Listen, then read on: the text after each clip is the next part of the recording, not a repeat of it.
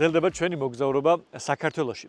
როდესაც საქმე ეხება საქართველოში მოგზაურობას, ეს იქნებიან გიდები, მოგზაურები თუ მოლაშქრეები, რეგიონების მიხედვით უმეტესად ვიცით ძირითადი ადგილები, მაგრამ ამის მიღმა კიდევ არაერთი ღირსშესანიშნაობაა ხოლმე, რომელიც აუცილებლად უნდა მოვინახულოთ ჩვენი ცხოვრების განმავლობაში, შეიძლება ეს რიცხვი 30-ჯერ, 50-ჯერაც კი აღემატებოდეს იმ ცოდნას, რაც იმ კონკრეტული რეგიონის შესახებ გაგვაჩნია.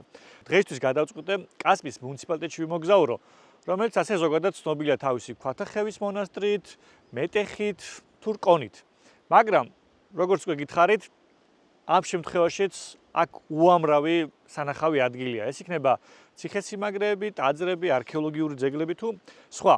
ალბათ შემდგომ კადრში ჩანს ერთ-ერთი განსაკუთრებული ციხესიმაგრე, არა მხოლოდ კასპის მუნიციპალიტეტში, არამედ მთლიანად საქართველოში, რომელიც არის დრისის ციხესიმაგრე და სწორედ აქ დაიწყება ჩვენი დღევანდელი მოგზაურობა. ძალიან ცოტა დარჩა იქამდე მისასვლელად, ამიტომ გავაგრძელებ გზას და ადგილზე მოგიყვებით მის შესახებ.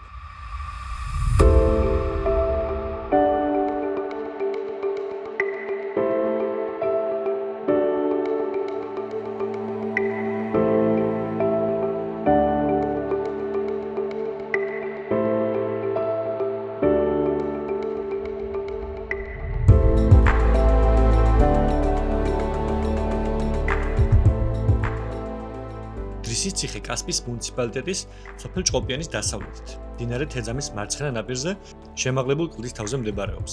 აქ მხოლოდ ორჯერ ვარ ნამყოფი, მაგრამ მახსოვს ის პირველი ემოციები, რაც მისი ნახვისას განვიცადა. ერთია, როდესაც ცნობილ ციხესიმაგრეზე ადიხარ, სადაც კიდევ უამრავი მოგზაური გვხვდება და მეორე, ხალხისგან დაცლილი ციხეზე ლაშქრობ. ამ დროს ისეთი განცდა გეუფლება, თითქოს პირველი ხარ, ვინც ეს ციხესიმაგრე აღმოაჩინა.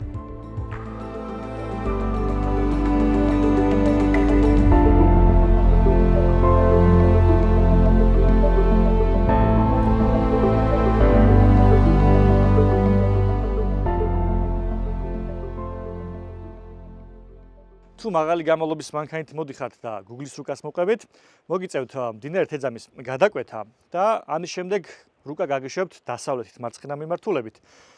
აქედან ასასვლელი ციხესიმაგრეზე საკმაოდ ციცაბო და სახიფათოც არის, ამიტომ არ გირჩევთ და მეც არ გავუყევი ამ გზას. მეორე ვარიანტია წახვიდეთ აღმოსავლეთით მარჯვენა მხარეს, შემოღობილ სივრცეებს გაივლით და მიხვალთ იმ ბილიკზე, რომელიც მოგიყვანთ აქ. თუ მაღალი გამალობის მანქანით არ ხართ და ზემოთ დატოვებთ მანქანას ნიშნულთან, დაბლა ჩამოსვლის შემდეგ ხიდს დაინახავთ, გადაკვეთავთ მდინარეს ამ ხიდის საშუალებით და უკვე თქვენს ამ ბილიკზე დაადგებით. ამ შემთხვევაში ჩვენ მხოლოდ 300 მეტრი გამოვიარეთ, რომ ამ ციხესიმაგრის მისადგომებთან მოვსულიყავით.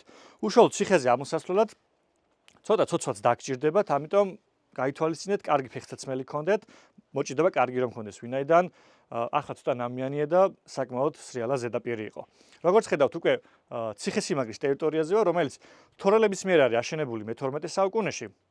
მას უწოდებენ თამარის ციხესაც და ჯავახანთ ციხესაც, ვინაიდან ფეოდალურ ხანაში ამ ციხესიმაგრეს განაგებდნენ ჯავახიშვილები და სახელიც ჯავახანთ ციხე აქედან გამომდინარეობს. ფაქტობრივად ახლა ციხესიმაგრის შესასვლელში ვარ, სადაც არაერთი დანიშნულების ნაგებობაა, ამიტომ ახლა გავაგრძელებ გზას სამი მიმართულებით და ერთად დავათვალიეროთ.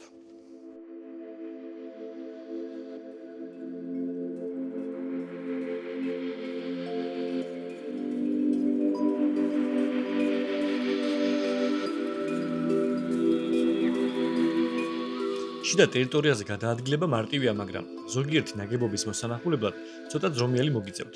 ციხესიმაგრის რიგი მონაკვეთები ჩამოშლილია, რაც გადაადგილებას ართულებს. თუმცა დაძლევადია. მთავარია ფრთხილად გადაადგილდეთ.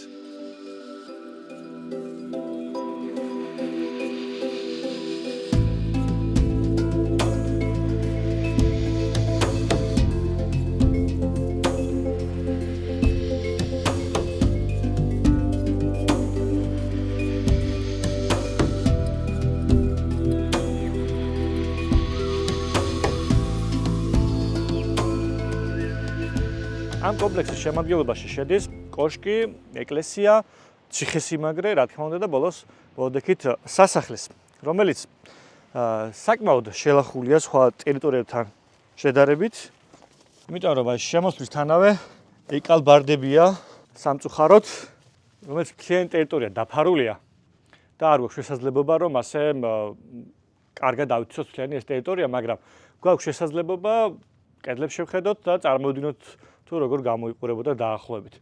მთელ ამ კომპლექსში ყველა შენობა აშენებულია რიყის ქვითა და ქვიშაქვით, გარდა ეკლესიისა.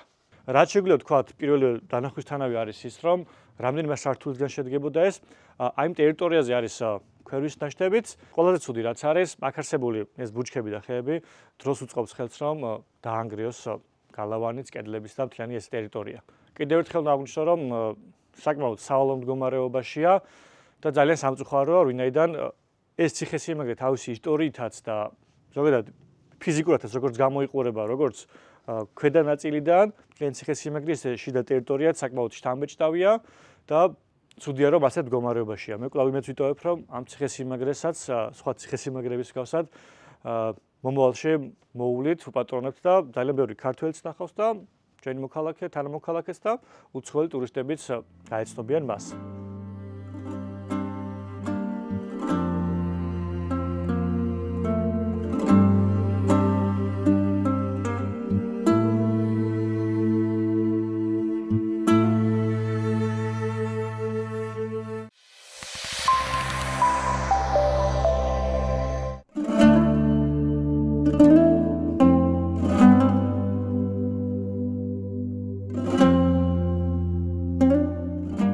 დრისის კომპლექსს შემოვლებული ჰქონდა რთული მოხაზულობის გალავანი. მშენებლებს კლდოვანი კონცხის ყველა ადგილი გამოუყენებიათ. ასეთი მიუდგომელი ციხე რთული ასაღები იყო მტრისთვის. მართალია ბევრი მიუდგომელ ციხეს ხვდებით საქართველოში, მაგრამ თითოეული მათგანი უნიკალურია, ვინაიდან ისინი კლდეების რელიეფის შესაბამისად არის აშენებული. მათ შორის დრისის ციხე ნამდვილად ერთ-ერთი გამორჩეული ციხესიმაგრეა.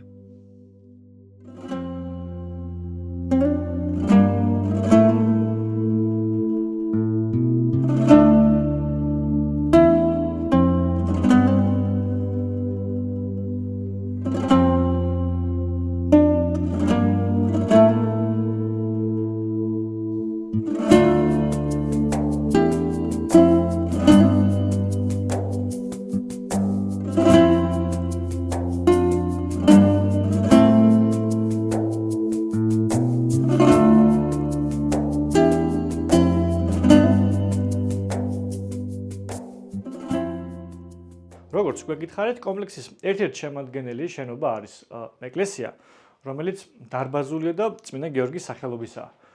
ის სხვა ნაგებობისგან განსხვავებით აშენებულია მწვანე ტუფის კარგად თლილი ქვით, მაგრამ ერთადერთი რაღაც, რაც უცხო არის პირადად ჩემთვის და არ მახსენდება სხვა ეკლესიაში ასე მენახოს, არის დარბაზში განთავსებული ეს ჭა, რომელიც 4-5 მეტრი სიღრმის იქნება, ყველაზე მცირე, რომელსაც სათავსოდ იყენებდნენ. ეკლესიას ერთადერთი შესასვლელი აქვს საკურთხევლის მოპირდაპირე მხარეს დასავლეთ ნაწილიდან და მინდა გითხრათ, რომ სხვა ნაგებობებისგან განსხვავებით საკმაოდ კარგად არის შემონახული.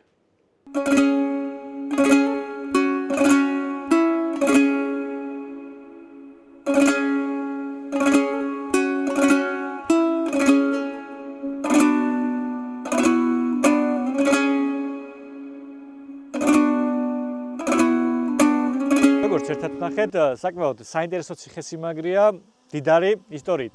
მაგრამ ამას გარდა საოცარი ხედები იშლება მდინარე თეძამის ხეობაზე და გარშემო არსებულ მთებზე.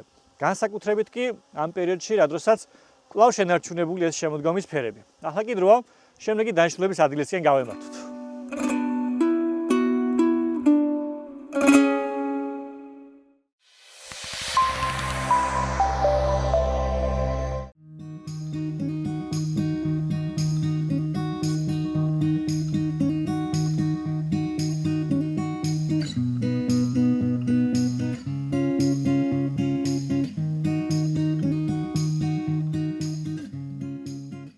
კასპის მუნიციპალიტეტი შიდა ქართლში მდებარეობს. ის მდინარე მტკვრის ორივე მხარესაა გაშენებული. როგორც ცალკე რაიონი, ის 1930 წლიდან არსებობს. მანამდე კი სხვადასხვა დროს თბილისის და გორის გუბერნიებში შედიოდა. კასპის მუნიციპალიტეტში იმდენად მრავალფეროვანი ღირსშესანიშნაობებია, რომელთა ასაკიც ხშირ შემთხვევაში 1000 წლეულებს უტოლდება, რომ რწმუნდებით, რამდენად მდიდარი მხარეა. დღეს უმეტესწილად არქიტექტურულ ძეგლებს მოვინახავთ.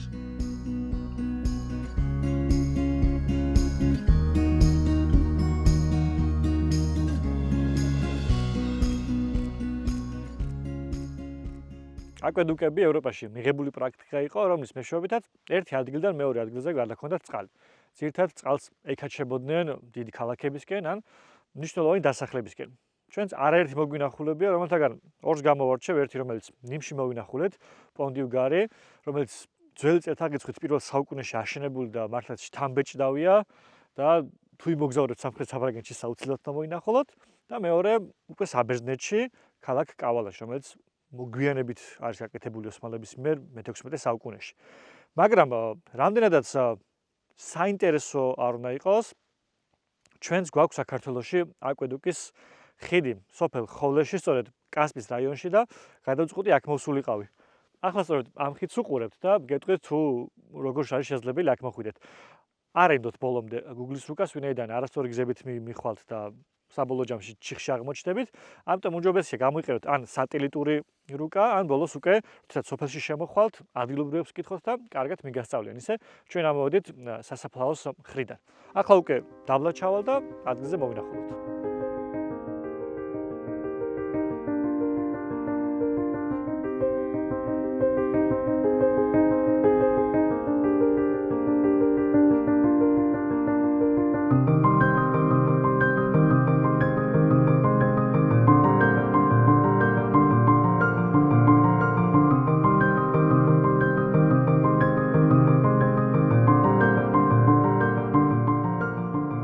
სოფელ ხოვლეში, სადაც ეს ხიდი მდებარეობს, ჯავახიშვილები მე-13 საუკუნიდან მკვიდრობენ, მაგრამ უშუალოდ ამ ხიდს მე-17-18 საუკუნეში აშენებდნენ. მისი მასშტაბების შესახებ რომ გითხრათ, სიგრძე არის 30 მეტრი, სიგარე მხოლოდ 1 მეტრი, ხოლო სიმაღლეში არის 9 მეტრი. შესაძლოა რიცხვები გრანდიოზულად არ ჟღერს, მაგრამ მინდა გითხრათ, რომ საკმაოდ შთამბეჭდავად გამოიყურება. ხევიდან როცა უყურებთ, მარტივად შესამჩნევია, რომ ხიდს დაქანება აქვს მიცემული. თურმე წარსულში ორივე მხარეს ქვევრივით ჭურჭელი ყოფილა, სადაც დაგროვებული წყლის გაფილტრა ხდებოდა, ხოლო შემდეგ უკვე გადანაწილება და მიწებისა და სამფლობელოების წყლით მომარაგება, საიდანაც უკვე მიწების აზრდოობდა. გადმოცემით ვიცით, რომ აქ ხევი იყო, მდინარე გადიოდა, მაგრამ ახლა მხოლოდ პატარა ნაკადულიღაა შემორჩენილი. ამ ხიდს მეორენაირად ქვახიდას სახელით ვიცნობთ, მაგრამ ადგილობრივები ბეღლარსაც ეძახიან. არ მახსენდება ასეთი ხიდი მენახოს საქართველოში, ამიტომ პირადად ჩემთვის მართლაც განსაკუთრებულია. ნაგებობის ცენტრალური მალი შეისრული მოხაზულობისაა. გვერდითა თაღები კი ნახევარწრიული. თაღებს შორის ერთი წრიული ღიობია გაჭრილი. ხოლო აკვედუკი ნაგებია ნატეხი ქვით დუღაბზე. დროთა განმავლობაში დაზიანდა, მაგრამ 2015 წელს ჩაუტარდა რესტავრაცია და დღეს კარგად გამოიყურება.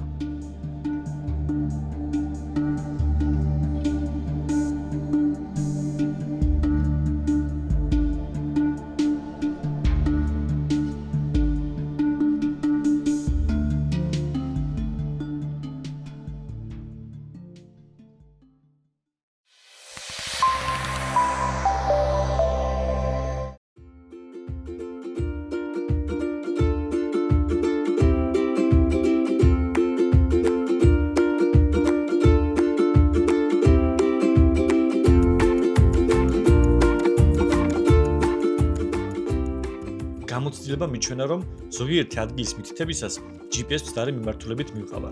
ამ დროს უმჯობესია ადგილმდებარეობის ადგილობრივ მოსახლეობასთან დაზუსტება, რაც დროსა და რესურსებს დაზოგავს. თუმცა არ სამ შემთხვევაში გაგიმართლებს ყოველთვის. ამჯერად კი გამიმართლა. გამარჯობა. კოშკზე ესი ავალ? არა, ვიღა. აბა საიდან შეიძლება? ისე უკან ჩად. დიახ. პირდაპირ და ხელმარცხნივ ასფალტიანი გზამედის და როგორც შემოხვედით. კი ბატონო. ანუ ესე გავაგრძელებდა და მე მარცხნივ ავხიო. ო, აქ პირდაპირ და ასფალტიანი გზამედის რა. კი ბატონო. კარგით, მადლობა დიდი. ცენტრი ხო შეგუდება ბირჟა არის იქა და იმას უნდა გასცდე და მე მარცხნივ ავხიო და კი ბატონო. ძალიან დიდი მადლობა. აი ხარ.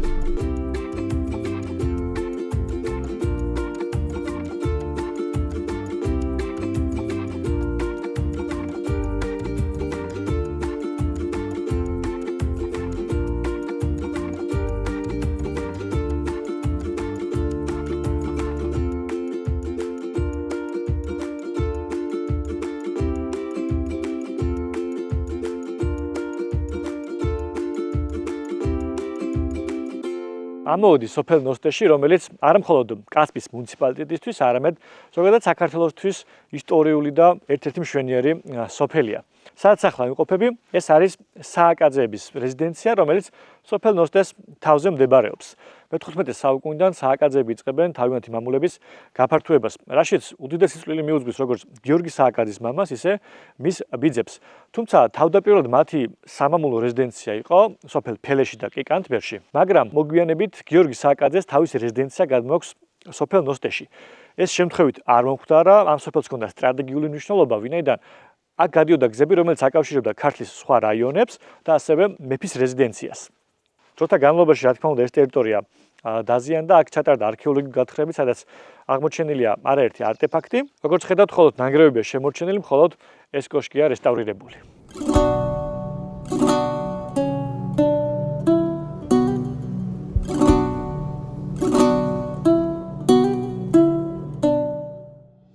თავდაპირველად მეგონა ერთი კოშკი და მცირე ტერიტორია იქნებოდა, მაგრამ იმაზე ბევრად დიდი აღმოჩნდა, ვიდრე ვფიქრობდი. რაც კიდევ ერთხელ უსვამს ხაზს რეზიდენციის მნიშვნელობას.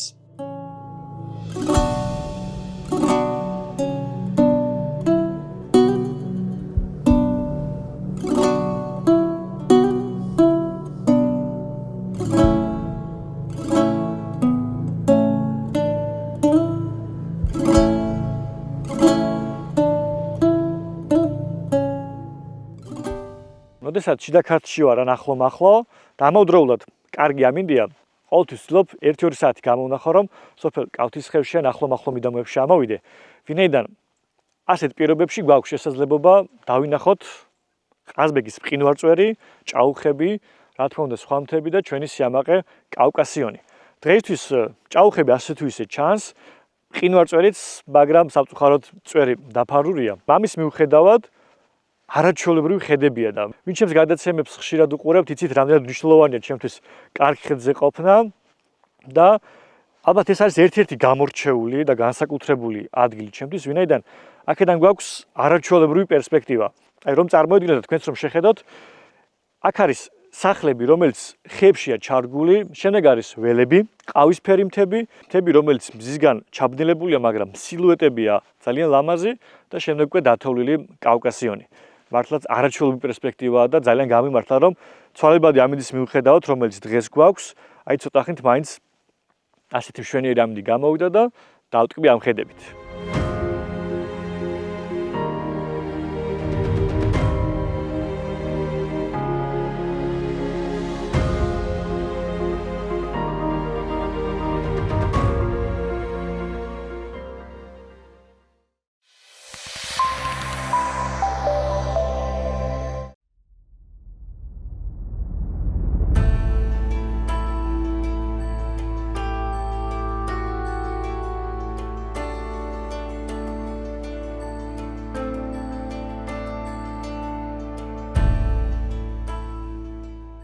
დავიძარე შემდეგი დანიშნულების ადგილისკენ. ნოსტეში ვახსენე სოფელი კავთისხევი, რომელიც წლიდან წლამდე პოპულარული ხდება, როგორც დამთვალიერებლებში, ისე დამცველებლებში. კავთისხევი მდიდარია მრავალი ღირსშესანიშნაობით. იმდენად, რომ ერთი გადაცემის ჩაწერაც კი შესაძლებელი. მომავალში აუცილებლად მოვბრუნდები და მას უკეთ გაგაცნობთ. კარგი მდებარეობის და ხედების გამო მომრავლად დასასვენებელი და სააგარაკო სივრცეები.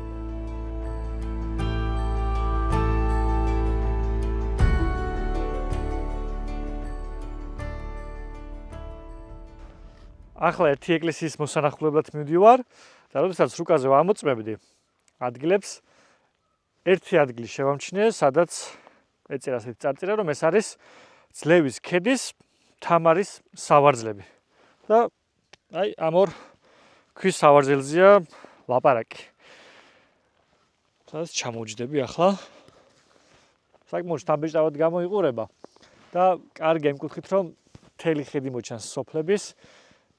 ლამაზ ხებში როგორ არის ჩაფლული ეს სახლები. ინფორმაცია ვერ მოვიძია ამ ადგილის შესახებ თუ რატომ ქვია, მაგრამ ალბათ უფრო ეს იმას უკავშირდება, რაიმე ადგილისთვის მნიშვნელობა რომ მიეცათ თამარის სახელს რომ იყენებენ. რაც არ უნდა იყოს, დარწმუნებული ვარ, ბევრი ადამიანი ჩამომჯდარა აქ, დაუსვენია და ამ ხედების დამტკბარა. წვიმა მაინც და მაინც არ მომწევს იმის საშუალებას, რომ მეც ასე დავტკბე დიდხანს, ამიტომ დაბრუნდები მანქანისკენ და გავაგრძელებ ჩემ გზას. კლდის ქვაში ნაკვეთ ამ სავარძლებს საზურგეები წევთ. არსებობს გადმოცემა, რომ ჯარის შეკრების დროს თამარ მეფე ჯდებოდა მარჯვენა სავარძელზე, ხოლო მარცხენაზე ზაქარია მხარგრძელი. თუ მოვიშველიებთ ვახუშტის ინფორმაციას, რომ ახლოს მდებარე სოფელ თვალივში მეფეთა საზაფხულო რეზიდენცია არსებობდა, შესაძლოა სწორედ აქედან გამომდინარეობს ეს თქმულებაც.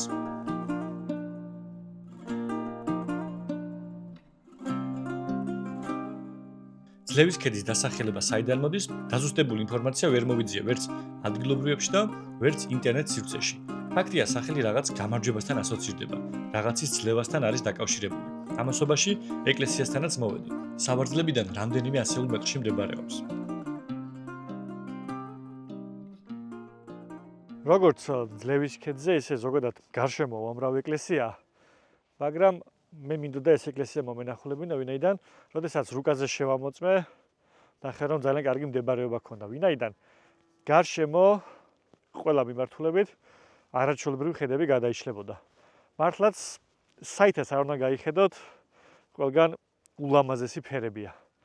ძალიან ბევრს საუბრობ ხედებზე, მაგრამ ერთ-ერთი მოტივატორი ჩემთვის, რომ ვიმოგზაურო სწორედ ასეთი ლამაზი ხედები თქმობა და არც ეს შემთხვევაა გამონაკლისი. რაც შეეხება ამ ეკლესიას, ეს არის წმინდა გიორგის სახელობის ეკლესია, რომელიც გვიან ფეოდალურ ხანაში აშენებული, მაგრამ მე-19 საუკუნეში დაამატეს ეს ნაწილი და თუ გნებავთ რომ ძველ ეკლესიაში შეხვიდეთ, ორი კარის გავლა მოგიწევთ. პირველში დაბრძანებულია ხატები, ხოლო უშუალოდ კი როცა გადახვალთ ეკლესიაში, ჩვეულებრივ არის საკურთხეველი და დასადგომი სივრცე მრევლისთვის. გარდა ამისა, ეკლესიის გარეთ, გარშემო არის სასაფლაო, სადაც ხვდებით როგორც უძველეს საფლავის ქვებს, ისე შედარებით ახალ საფლავებს. ასევე ეკლესიის გვერდით ხვდებით ქვევრებს, კრამიტს, აკვარინს კი ვნახეთ, არ ვიცი ვისია, მაგრამ ამ გარემოს ძალიან უხდება და ძალიან ლამაზია. ძველი და ახალი ნაწილებისთვის თლილი ქვის ერთიანი, თაროსებრი ლავგარდანი შემოუვლიათ. ძირითადად ფასადები სადაა, თუ არ ჩავთვლით დასავლეთის ფასადისკენ, რომელიც შემკულია ქვის საპირეებით.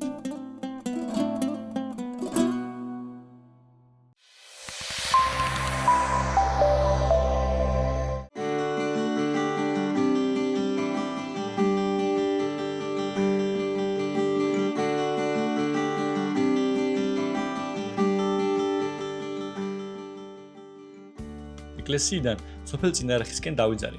ჩემი მარშრუტით გასავლელად აუცილებლად მაღალი გამალობის მანქანა დაგჭირდებათ. დაახლოებით 20 წუთიანი მგზავრობის შემდეგ მივედოქი ღვთისმშობლის სახელობის ეკლესიას. აქედან 100 მეტრში ის კოშკია, რისი მონახულებაც მინდა.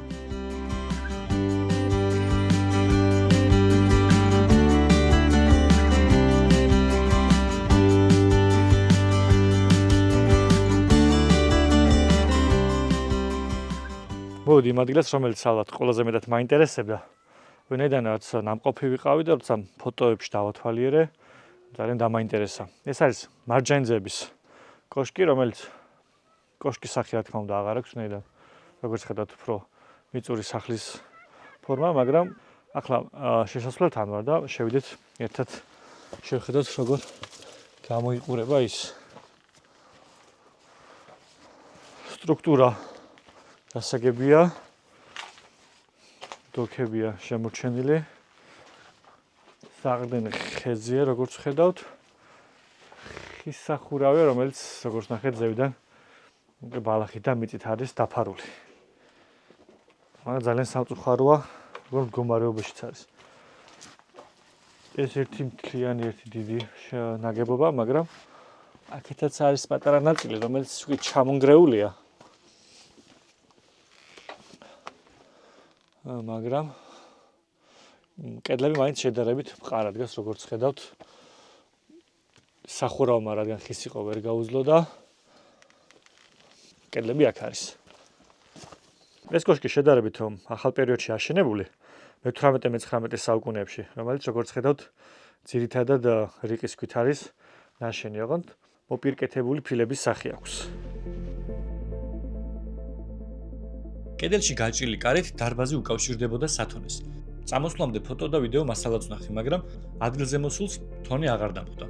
ზოგადად, იმაზე მძიმე მდგომარეობა ვიდრე 1 წლის წინ იყო. როგორც ჩანს, ნელ-ნელა ნადგურება მოულელობის გამო. ეს უკვე მერამდენი ძეგლია, რაც უახლოეს პერიოდში ვნახე და განადგურების პირასაა. ამ ძეგლთან მოვლა და მომავალი თაობებისთვის გადაცემა უნიშნულოვანესი ამოცანაა. როგორც არაერთხელ მithქვამს, ვიმედოვნებ, მათ ყურადღება მიექცევა იმ სამსახურების მხრიდან, ვისი უშუალო მოვალეობაცაა ეს. მოხდება ძეგლთა საკონსერვაციო და აღდგენითი სამუშაოები.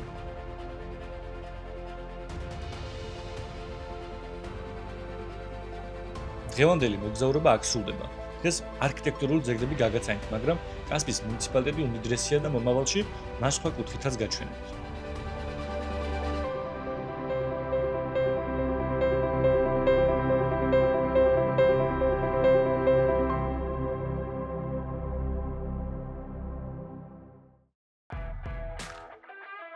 შემდეგ გადაცემაში სამცხე-ჯავახეთში ვიმოგზაურებთ. წინ საინტერესო თავგადასავლები გველოდები. არ გამოტოვებთ.